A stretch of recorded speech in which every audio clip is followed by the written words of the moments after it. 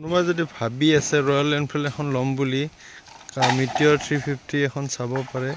2023 গাড়ী খুব ধুনীয়া হৈ আছে এল'হুইল পাই যাব দুটা আৰু একদম টিপ টপ ৰানিং কণ্ডিশ্যন কিলোমিটাৰো বেছি ৰানিং হোৱা নাই মোটামুটি 20000 কিলোমিটাৰ ৰানিং হৈছে মই আপোনাক দেখাই দি আছোঁ 21000 কিলোমিটাৰ ৰানিং হৈছে পঞ্চায়তৰ পৰা মই গাড়ীখন দেখাই দিওঁ আপোনালোকক চাওক গাড়ীখনো খুব ধুনীয়া হৈ আছে বিশেষ কৰিবলগীয়া একো নাই চাই লওক 2023 গাড়ী 23 ফেব্ৰুৱাৰীৰ গাড়ীও খুব ধুনীয়া হৈছে ব্লেক কালাৰত আছে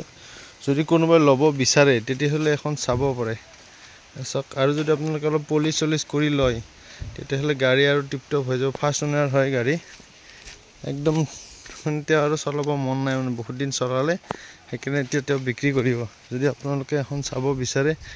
তেতিয়াহ'লে আপোনালোকে যোগাযোগ কৰক তলত ফোন নম্বৰ দিয়া থাকিব ফোন কৰিব পাৰে একদম গাড়ী খুব ধুনীয়া কণ্ডিশ্যনত আছে মই ফ্ৰণ্ট চাইডৰ পৰা এবাৰ লুকছটো দেখা দিছোঁ গাড়ীখনৰ চাই লওক একদম খুব ধুনীয়া কণ্ডিশ্যনত আছে ঠিক আছে